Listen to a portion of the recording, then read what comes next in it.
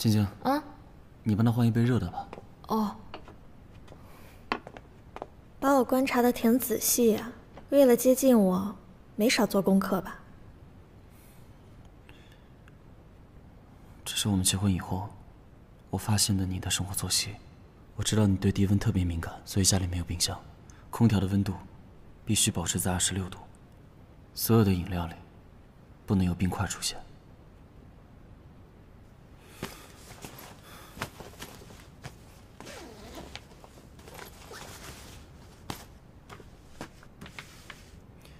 如果当初我没有弃权，直接把材料送上去怎么办？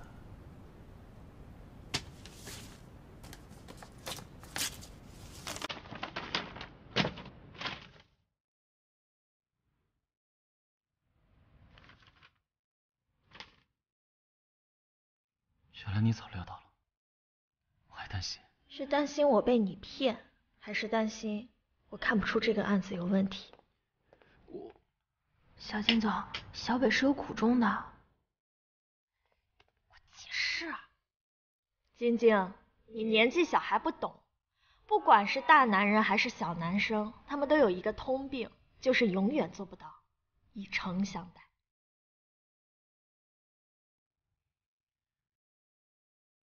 在整件事情还没有落实之前，我不确定你会相信我，但我为了让顾家那2个兄弟彻底相信我接近你的目的，他们才会孤注一掷去竞标。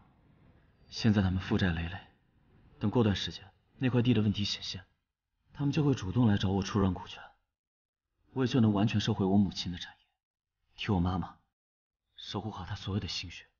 没有提前告知你这些，对不起。那你现在实话告诉我，你到底是从什么时候开始接近我的？是我出现在顾家那一天，还是酒吧外巷子的偶遇？其实从你一开始出现在酒吧，我就在找机会靠近你。顾从北，你还真是处心积虑啊！你相信一见钟情吗？就算没有这件事，我也会……什么一见钟情？你当我是17岁高中生吗？会相信一见钟情这样的鬼话？鬼话？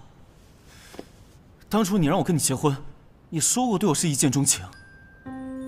哦，难道你是为了骗我跟你结婚，随口胡说的一见钟情？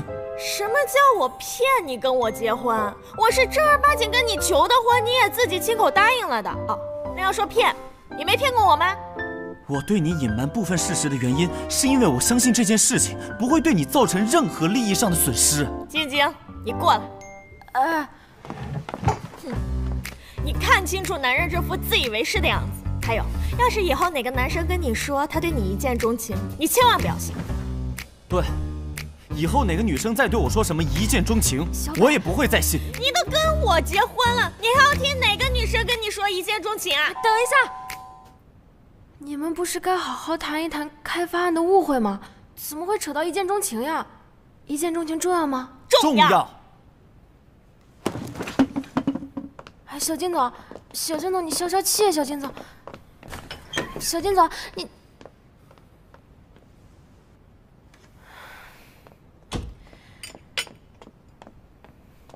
怎么回事啊你？我要是小金总，我也被你气死了。我没想跟他吵。他是心疼你，为了帮你引顾家那俩傻子入局，故意推动开发案。长点心吧你！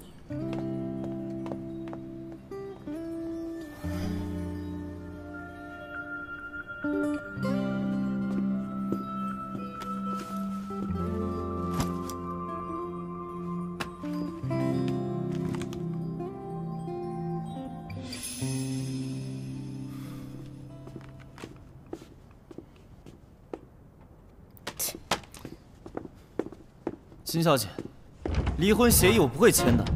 我跟你结婚不是为了离婚，不是为了离婚，是为了争家产。什么狗血！金小姐，你开门，这件事情我们得好好聊一下。我承认整件事情。金小姐，我是你的室友吗？我没有名字的吗？我喊你金小姐，是因为你像顾同学的喊我，我表示尊重，只能喊你金小姐。你尊重我？你尊重我？你认识我第一天就留在我家过夜？我留在你家过夜，是因为你当时说很冷，又吐又哭又闹的，那种情况下，我能扔下你一个人不管吗？我照顾你一整晚的事，你都忘记了吗？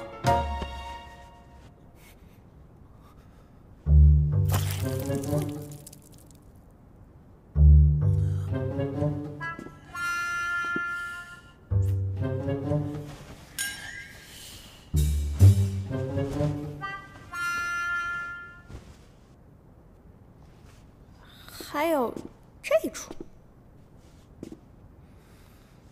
那之前呢？你干嘛跟我回家？你就是对我见色起意。我见色起意？我见色起意？你当时忘了你对我怎样的了？我怎么样？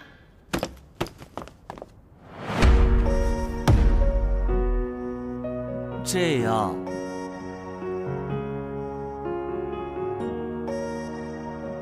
然后，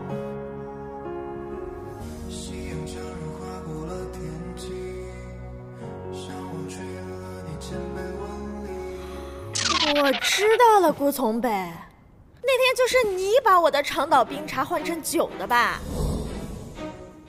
换成酒？我还纳闷了，我点的明明是茶，怎么就变成酒了？你这个人真是为了利用我，无所不用其极。虽然我确实有故意接近你的嫌疑，但是长岛冰茶真的是酒，不是茶。不信，自己看，看。所以呢？所以长岛冰茶它就不是茶，是酒啊。所以你就为了一杯长岛冰茶这么凶我？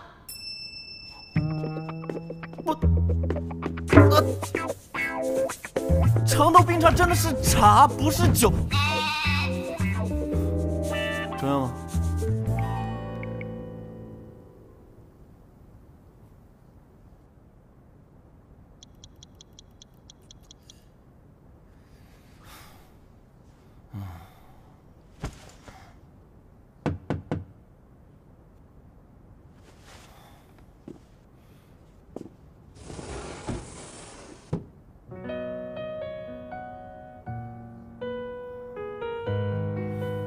对不起啊，我刚刚……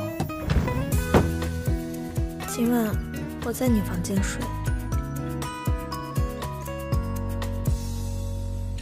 你说喜欢海洋，海风。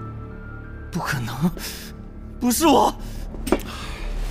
小北，大哥知道你跟金蓉蓉感情很好，也不想破坏你们的好姻缘。这样，你跟大哥做场交易，你把拿走的股份还给我呢，把手里的证据也都还给你，这样蓉蓉就不会知道5年前是你绑架了她。不是我，就是你。